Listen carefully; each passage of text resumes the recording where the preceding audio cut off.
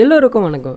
என்னோட channel name வந்து அருள்தாஸ் சுடர். என்னோட சேனலில் எதை பற்றின வீடியோ போடுவேன்னா wood working video, wood explanation video and carpenter tools video தான் போடுவேன்.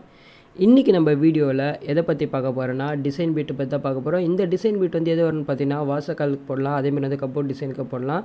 அது எப்படி உங்களுக்கு தோணுதோ அதுக்கேற்ற மாதிரி போடலாம். பட் இந்த வீடியோவில் வந்து பார்த்தீங்கன்னா வாசக்காலுக்கு எப்படி போடுறது இந்த வீடியோவில் சொல்ல போகிறேன். அதுக்கு முன்னாடி வீடியோட தம்ப்லைன், அதுக்கடுத்து பார்த்தீங்கன்னா வீடியோட அவுட்புட் காட்டுறேன். இதுதான் பார்த்தீங்கன்னா வீடியோட அவுட்புட்டு. ஆக்சுவலாக வந்து பார்த்தீங்கன்னா இதில் வந்து பார்த்தீங்கன்னா என்கிட்ட இருக்கிற பிளேனர் மிஷினோட டிசைன் பிட்டை வச்சு 2 டிசைன் வந்து கம்பைன் பண்ணி இதில் போட்டிருக்கேன். இதில் வந்து பார்த்தீங்கன்னா அமுகு தரணை போட்டிருக்கேன், அதை வந்து எஸ் தரணை போட்டிருக்கேன்.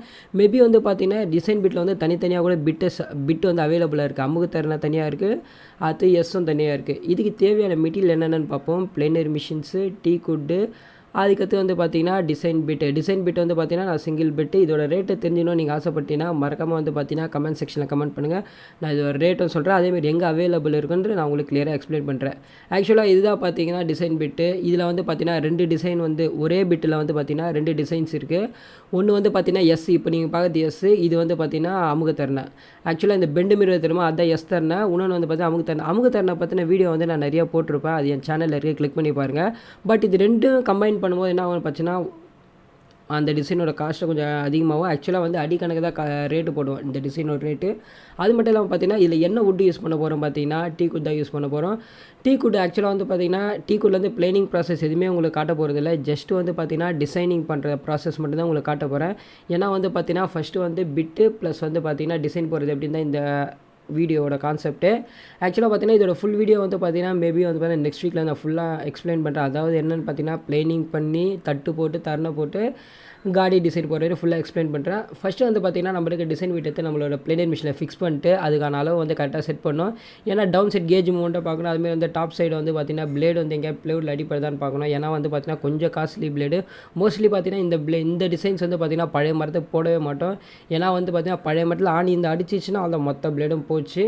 ஃபிக்ஸ் பண்ணி முடிச்சவொடனே என்ன பண்ணணும்னு பார்த்தீங்கன்னா நம்ம கேஜ் அட்ஜஸ்ட்மெண்ட் பண்ண வேண்டியிருக்கு. டவுன் சைடு அடுத்து வந்து பார்த்திங்கன்னா சைடில் இது பண்ணால் தான் நம்மளுக்கு என்ன பண்ணால் கேஜோட அதாவது டிசைனோட ஆழம் எவ்வளோ வேணும் நம்மளுக்கு வந்து முதல்ல டிசைட் பண்ணணும். ஏன்னா வந்து அப்போ தான் வந்து பார்த்திங்கன்னா நம்மளுக்கு வந்து டிசைன் பண்ண வந்து பர்ஃபெக்டாக இருக்கும். நம்மள அந்த டிசைன் வந்து கொஞ்சம் லைட்டாக வேணும்னாலும் அதுக்கேற்ற மாரி வந்து பிளேனர் மிஷினில் அட்ஜஸ்ட்மெண்ட் இருக்குது. அந்த அட்ஜஸ்ட்மெண்ட் பண்ணி நம்ம வந்து பார்த்தீங்கன்னா டிசைன் செட் பண்ணலாம்.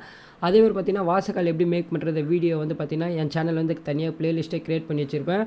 அதை கிளிக் பண்ணி பாருங்கள். அப்படின்லாம் பார்த்திங்கன்னா கீழே டிஸ்கிரிப்ஷன்லையும் கொடுக்குறேன், மேலே லிங்க்லையும் கொடுக்குறேன். மறக்காம வந்து கிளிக் பண்ணி பாருங்கள். வாசக்காலில் வந்து பார்த்திங்கன்னா நிறைய டிசைன்ஸ் பண்ணேன். ரீசெண்ட் டேஸாக வந்து பார்த்திங்கன்னா டிசைன் பிட் வந்து பார்த்திங்கன்னா உங்களுக்கு நிறைய நான் வீடியோ போட்டுனே இருக்கேன்.